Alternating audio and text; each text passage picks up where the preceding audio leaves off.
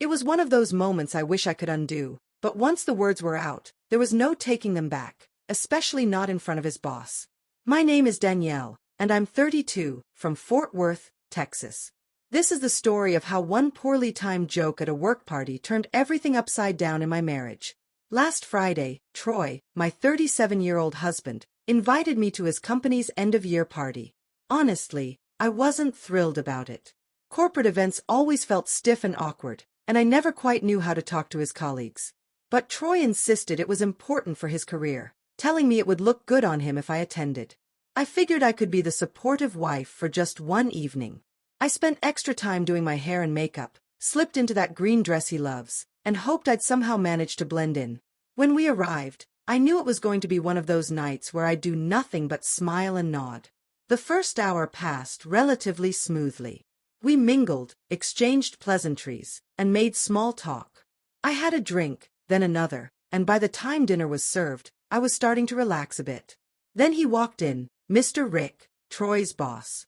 At home, Troy often vented about him, saying Mr. Rick was always breathing down his neck and never satisfied with his work.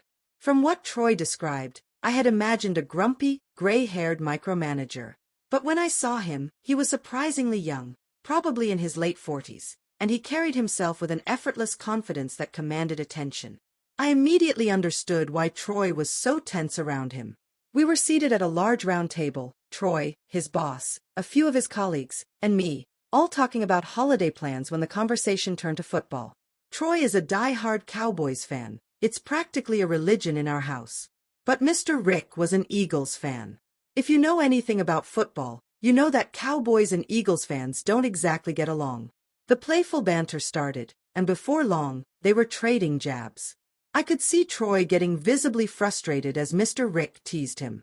It was that look he gets when he knows he's losing an argument but refuses to admit it. That's when I did it. I leaned forward, grinned, and said, "Well, if you spent as much time at home as you do defending the Cowboys, maybe you'd win something for once." The room fell silent. I could feel it instantly, the air sucked out, the awkwardness settling over the table like a heavy fog. Mr. Rick let out a loud laugh and slapped the table. "I like her," he said. "She has a point." But Troy didn't laugh. He didn't even look at me. He just sat back, staring at the table like he was counting to 10 in his head. I knew I should have stopped there. I knew it, but instead, I doubled down. "Maybe if you put that much effort into our finances, we wouldn't be fighting over the cable bill every month," I added, thinking I was being cute, even throwing in a little snicker. The room went even quieter. Mr. Rick took a slow sip of his drink, and one of the other co-workers gave me a tight, awkward smile. Beneath the table, I felt Troy's knee bump mine, his silent signal to shut up. But I ignored it. "Don't look at me like that," I said, tilting my head at him. "I'm just joking. You know that, right?" "No, Danielle," Troy said quietly, his voice sharp but low. "You're doing too much." His words hit me like a slap, though I tried to shrug it off. The rest of dinner was unbearable. Troy barely spoke to me, and when he did, it was only one-word responses, "Yes, fine," as if I wasn't even there. I could feel the tension between us, and deep down, I knew I'd crossed a line. But I still wasn't ready to admit it. Later, as dinner wound down, Mr. Rick turned to Troy with a smile. "Man, Danielle's funny," he said, giving Troy a friendly pat on the back. "She keeps you on your toes, huh?" Troy didn't even bother to pretend to laugh. He just nodded, muttering, "Yep." That's when I finally understood. It wasn't about the joke. It wasn't about football. It was about respect. I had embarrassed him in front of the one person he'd been trying to impress all year. And the worst part was, I hadn't even realized it until it was too late. After dinner, everyone was supposed to head to the bar area for drinks. Troy didn't even bother asking if I wanted to stay. He simply grabbed his coat, turned to me, and said, "Let's leave." I tried to lighten the mood with a joke, waving to everyone and saying, "Oh, so it's bedtime, huh?" But no one laughed. They tried to play it off, but the awkwardness was impossible to ignore. We didn't speak during the entire drive home. Troy drove aggressively, his foot heavy on the gas, eyes locked straight ahead, his jaw clenched tight. I sat next to him, scrolling through my phone, pretending not to care. But I couldn't stop glancing at him from the corner of my eye, feeling the weight of the silence between us. When we pulled into the driveway, I finally tried to break the ice. "Are you really going to be mad about that?" I asked, my voice light, trying to downplay it. "It was just a joke." Troy paused, his hands still gripping the steering wheel, breathing slowly and deeply as if he was trying to calm himself. He looked at me then, his gaze intense, and said something that shattered the fragile calm I had been clinging to. "Nah, Danielle," he said, his voice low but steady, "it's not the joke. It's you." I was fuming as I sat in the car, staring at the empty street. I was half angry, half confused. What had I done wrong? It wasn't that serious. It was just a joke. Men crack jokes like that all the time with each other, so why did it matter when I said it? I sat there for a moment, trying to process it, but it wasn't making sense. I walked into the house, defensive and ready for a fight. But when I looked around, I noticed something strange. Troy wasn't in the living room. He was upstairs. I followed him, my heels clicking against the floor, calling his name. "Troy, are you really going to act like this?" I found him in our bedroom, his duffel bag sitting open on the bed. He was packing. "What are you doing now?" I asked, standing in the doorway with my hands on my hips. "Where are you going?" He zipped up the bag and looked at me. His eyes were tired but steady, like he'd already made up his mind. "I'm done, Danielle." My mind went blank. "What? Done with what?" I laughed, trying to brush it off as a bluff. "Oh, come on, you're not really leaving over a joke." He didn't say anything. He just grabbed the bag, brushed past me, and headed for the stairs. I followed him, arms crossed, still clinging to my sarcastic tone. "You're being ridiculous," I said, my voice sharp. "I'm not chasing you, Troy. If you want to be stupid, be stupid." He stopped at the door, turned to look at me, and said the words that hit me like a punch to the gut. "You never know when to stop, Danielle. That's the problem." He walked out, the door swinging closed behind him, and I stood there, frozen. I expected him to turn around, come back inside, and apologize like he always did after a fight.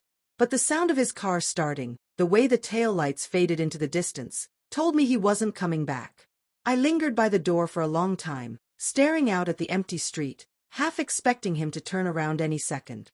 I even checked my phone, thinking there might be a text or a come outside message, but nothing. Just silence.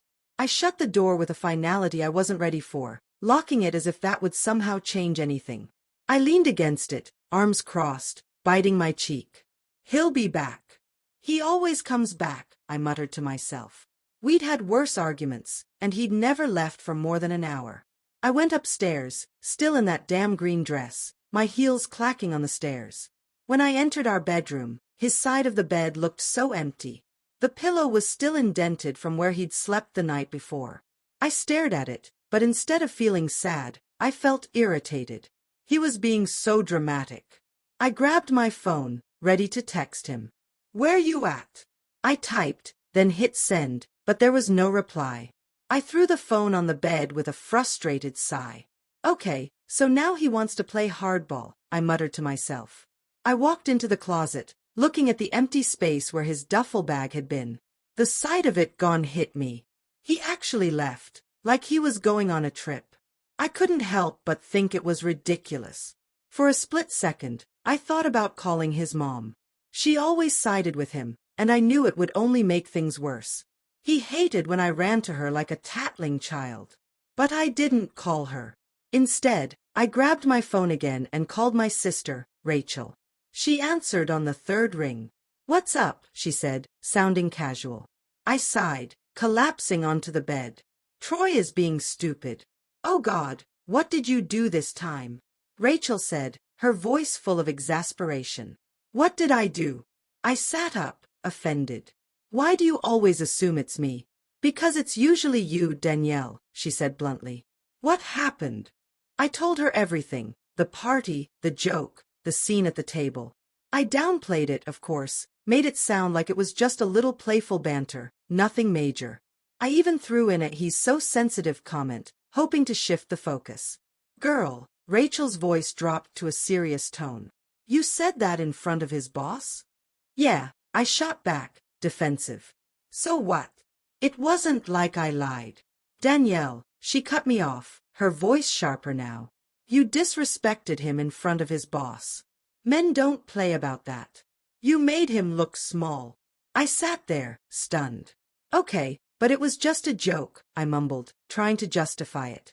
Was he laughing? She asked. No. Then it wasn't a joke. Her words hit harder than I expected. I hated when she made too much sense. The anger inside me simmered, but I stayed quiet. I don't know. Anyway, he left, I added, trying to change the subject. He packed a bag and everything. Wait, Rachel said, sounding shocked. He left. Like, left. I nodded. Yep. He packed a bag, like he's going on a trip or something.